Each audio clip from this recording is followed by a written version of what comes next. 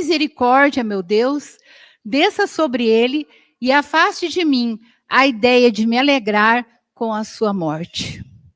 Se corri em faltas para com ele, que mais perdoe, como eu esqueço as que cometeu para comigo. Fiquemos agora com a reflexão do nosso irmão Eduardo Aguiar.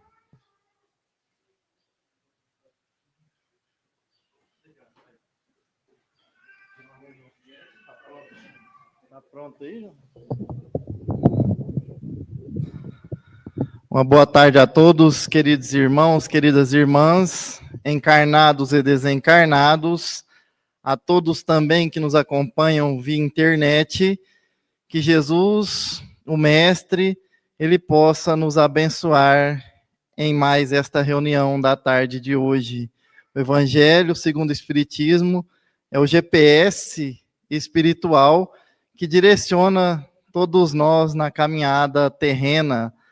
E hoje, falar desse assunto, os inimigos, é um pouquinho complexo, mas lá no Evangelho de Mateus, no capítulo 5, no item 44, Mateus, Jesus disse assim, e Mateus escreveu: amai os vossos inimigos, fazei bem àqueles que vos odeiam, e orai por aqueles que vos perseguem e vos caluniam, para serem filhos do Altíssimo, que faz nascer o sol sobre os bons e os maus, e a chuva sobre os justos e injustos.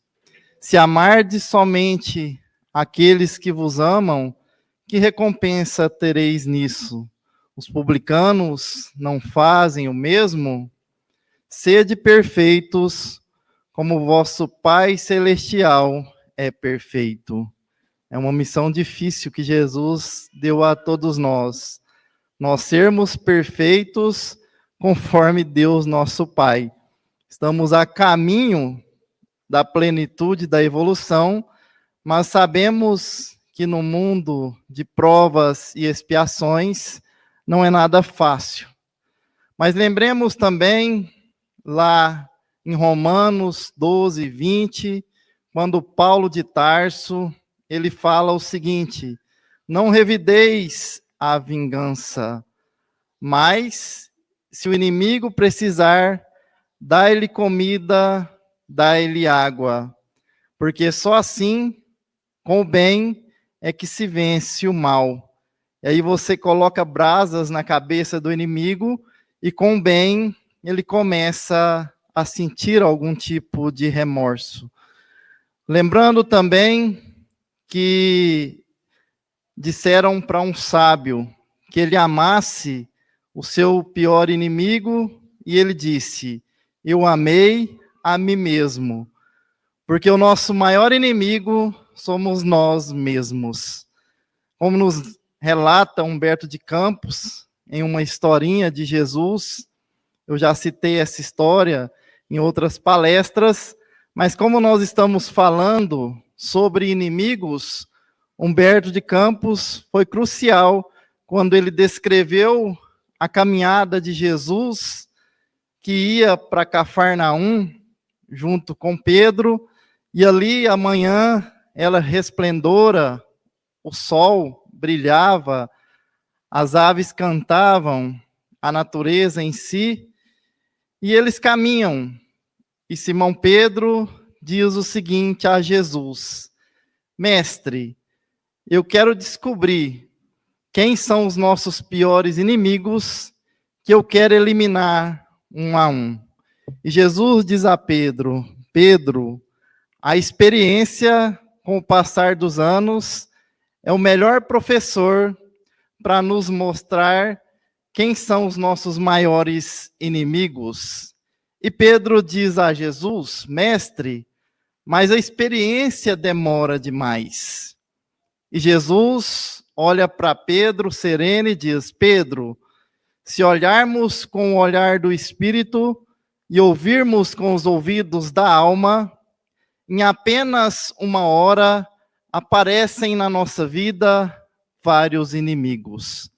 E assim eles caminhavam, e ali eles encontram algumas árvores secas, e atrás dessas árvores secas tinha uma pessoa, e Pedro diz a Jesus: Mestre, se afaste, porque ali atrás tem um fariseu, e esse fariseu quer matá-lo, e eu tomarei conta disso.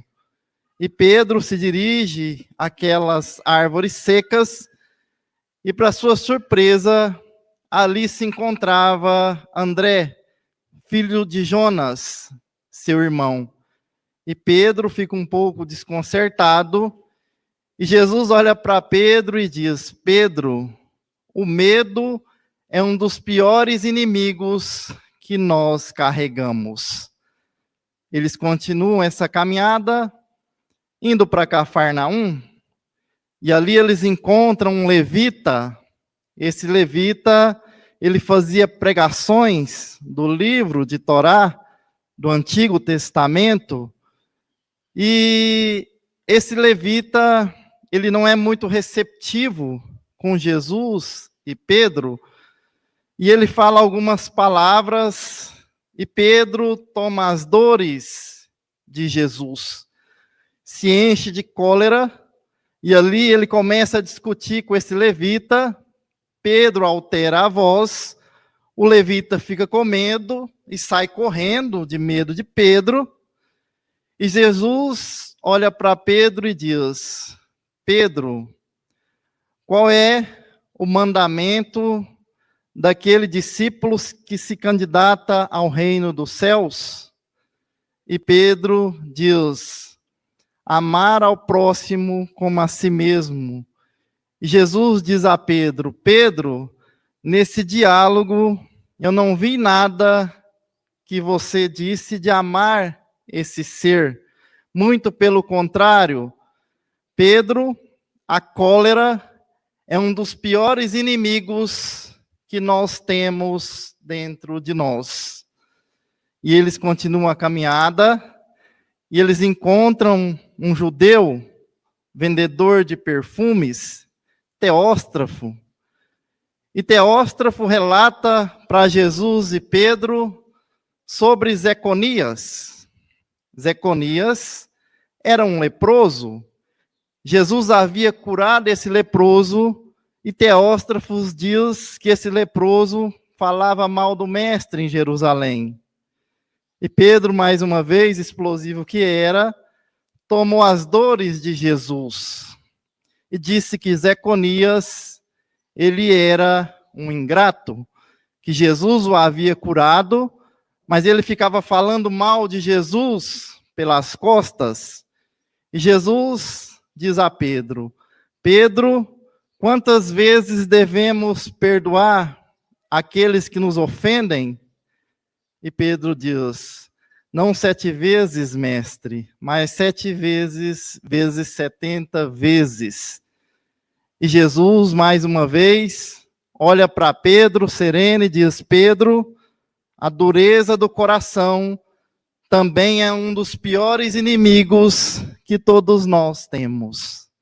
Eles continuam a caminhada, e ali eles encontram um ser que havia vindo do Império Romano, era semi-paralítico, e esse ser era carregado pelos seus empregados, e ali eles conversam com Jesus e Pedro, e passam, e Pedro olha para Jesus e diz: mestre, eu não acredito que o Senhor iria emitir cura para aquele senhor.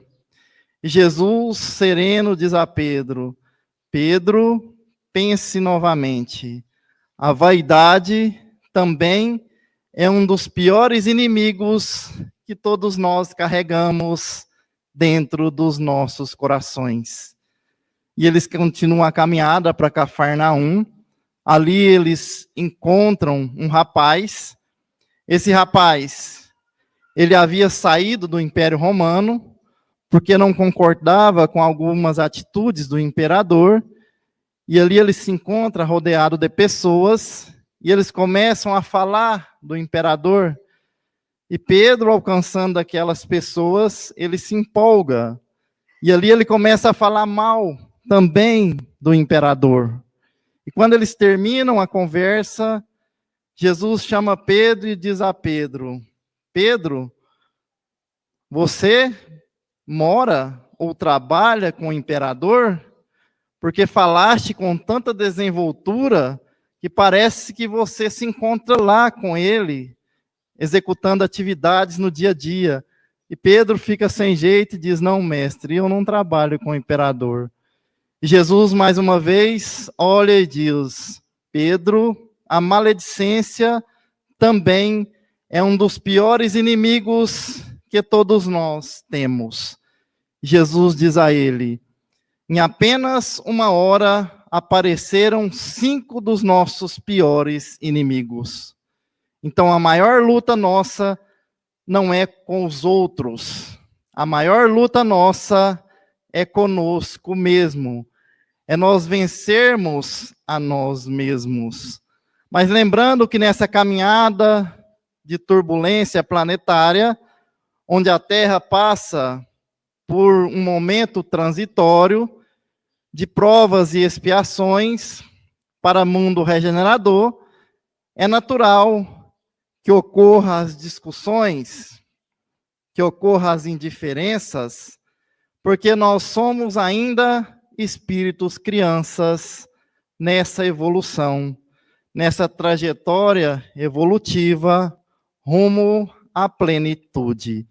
E seremos tentados a todos os instantes do nosso dia a dia. Porque o próprio Jesus, que é o ser que mais brilho teve, puro, que aqui um dia pisou, Jesus também, ele foi tentado. E como diz Erasto, se existem inimigos no mundo encarnado, eles estão em maior número no mundo dos desencarnados. São seres ainda inferiores, seres que se encontram na escuridão.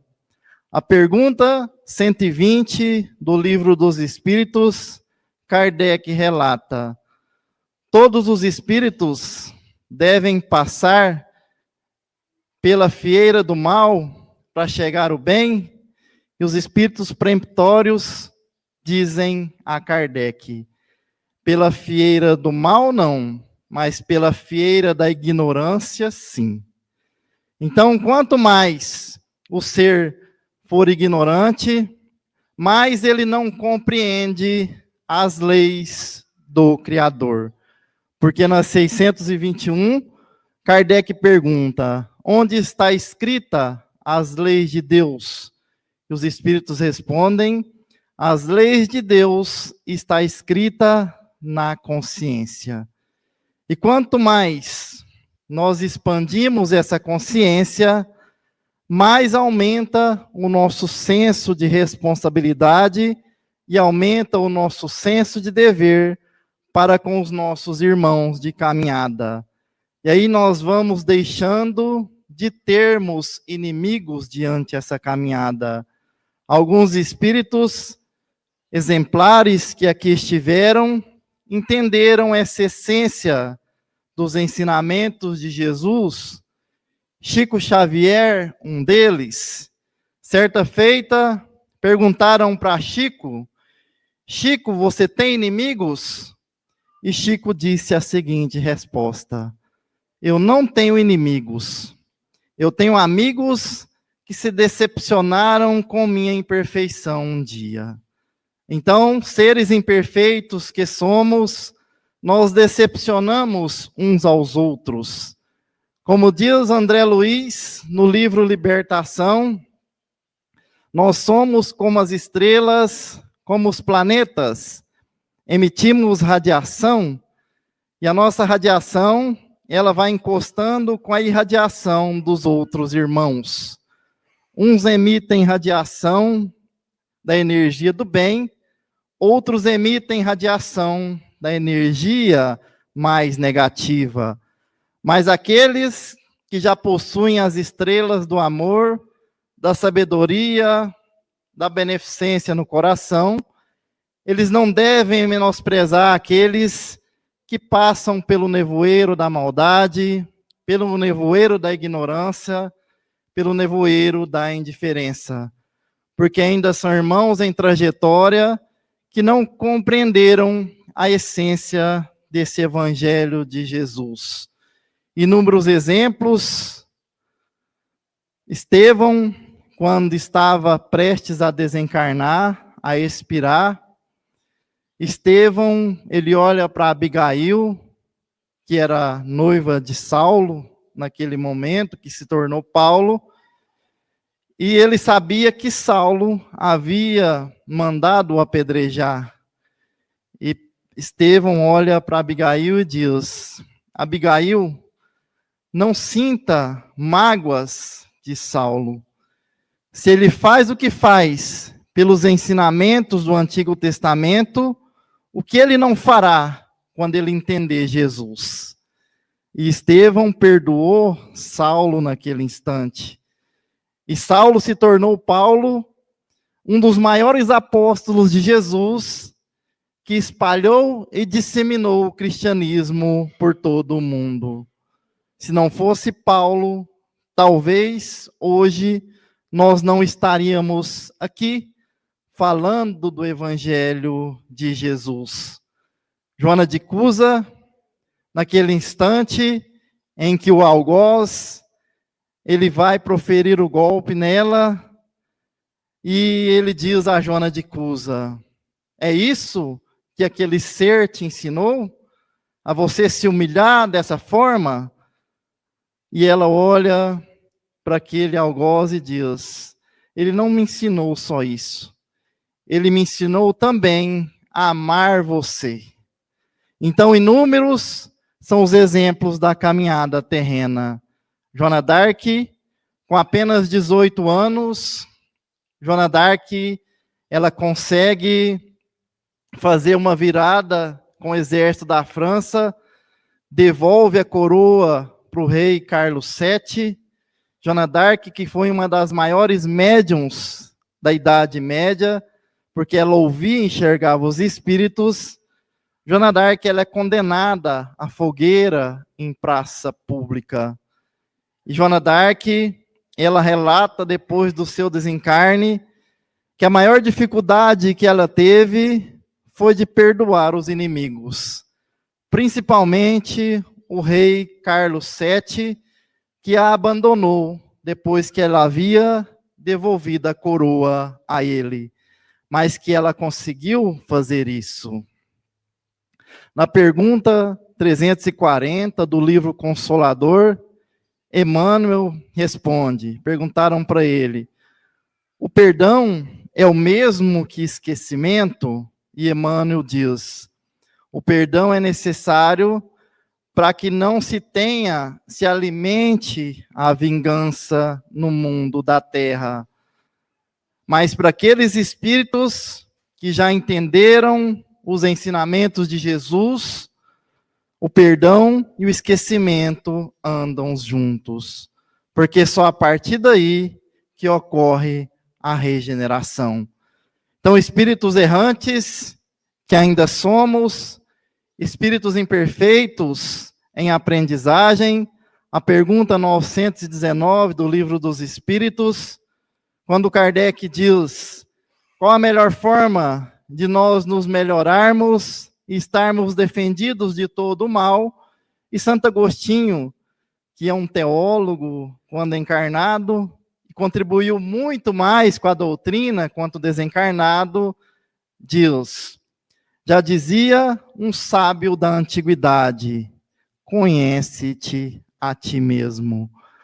Então, quando nós passamos a olhar para dentro do nosso coração e começamos a eliminar aquelas ervas daninhas que existem dentro de nós, é como se nós estivéssemos orando para os nossos maiores inimigos.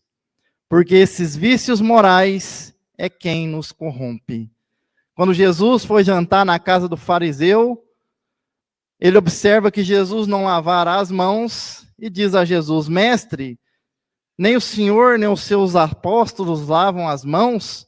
E Jesus diz ao fariseu: aquele que fez o exterior não é o mesmo que fez o interior? Em verdade vos digo que não é o que entra pela boca do homem que faz mal, e sim o que sai da boca do homem, porque o que sai da boca do homem sai de um coração impuro, sai de um coração cheio de maldades, sai de um coração cheio de fornicações. E Jesus quis dizer que na atual circunstância em que nós estamos encarnados, nós somos considerados sepulcros caiados, muitos lindos por fora, mas cheios de podridão por dentro. Quantos são aqueles que possuem as suas almas enfermas e possuem um físico belo? Então, para nós melhorarmos os inimigos que caminham conosco, nós temos que nos melhorarmos a nós mesmos. E todos nós possuímos alguns recursos que são infalíveis, são pilares que compõem a lei geral do amor de Deus. Que pilares são esses? O perdão, a misericórdia, a bondade, a indulgência. São pilares que devemos formar na base do nosso espírito. Porque a árvore que dará frutos de entendimento, ela somente nascerá e crescerá quando nós tivermos raízes profundas de irmandade. Senão essa árvore, ela será como a figueira seca mostrada por Jesus. E só para finalizar, tem uma historinha do Chico, em que certa feita, em Pedro Leopoldo, ocorreu um crime hediondo, e ali houve o assassinato de um rapaz, e a mãe do rapaz passava por um processo difícil para entender essa situação, e Chico recebeu a visita de uma senhora modesta que também havia desencarnado. E essa senhora, ela orienta a Chico que fosse na casa dessa mãe e fizesse o culto do evangelho do lar com ela. E o Chico, ali com as suas irmãs, resolvem ir na casa dessa mãezinha. E lá, à noite, o Chico chama a mãe para que eles fizessem o culto. E ali, pega-se o evangelho, começa-se a fazer a leitura, e alguém bate à porta da casa dessa mulher. E a mulher, por um momento, para, o Chico para, e ali ela vai atender aquele ser que ali chegara. E o ser pede comida para aquela senhora. E a senhora, ela diz que naquele momento era impossível ela dar algo de comer, porque eles estavam fazendo o culto do lar. Então ela convida aquele ser para que ele participasse do culto, e ali ele aceitou. Muito maltrapilho, cabeça baixa, e eles continuam o culto do evangelho. Então o Chico faz os pedidos para o rapaz que havia sido assassinado, e aquele ser olha para a senhora e diz: senhora, é a mãe do morto? E ela diz: sim, meu filho, eu sou a mãe do morto. E ele diz: minha senhora, me perdoe, foi eu que tirei a vida do seu filho. E a senhora olha para aquele ser, enxerga nele uma alma enferma, doente, e ali ela o perdoa e o abraça. E ali termina o culto, e o rapaz diz a ela: minha senhora, eu mesmo me dirigirei à delegacia, me entregarei às autoridades, e assim ele fez. E depois, no outro dia, o Chico vê um espírito luminoso que adentra a sua casa, era o espírito do rapaz, que havia sido assassinado. O Espírito agradece, Chico Xavier diz: Chico, muito obrigado. Foi eu quem direcionei ele para que a minha mãezinha o perdoasse. Que Jesus nos abençoe, nos ampare, hoje, agora e sempre. Que todos nós possamos seguir o exemplo dessa mãe que perdoou aquele ser que naquele momento encontrou a luz de Jesus. Muito obrigado.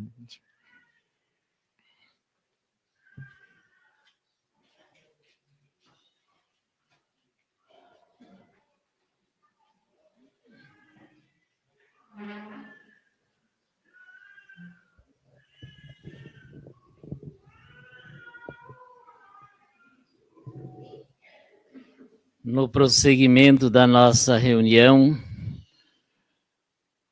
nós avisamos que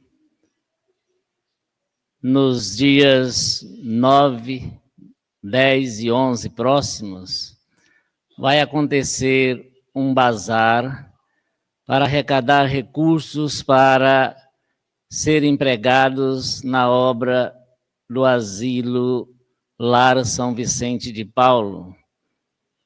Então, próximo dia 9, inicia o bazar lá no local onde já está em acabamento a obra do Lar São Vicente de Paulo. Então, todos estão convidados para também visitar, participar desse processo de reconstrução do Lar São Vicente de Paulo. E no prosseguimento, nós também avisamos que às 19h30, aqui nesse local, acontecerá uma outra reunião mediúnica de caráter desobsessivo e todos estão convidados a participarem também desta reunião mediúnica. Quando a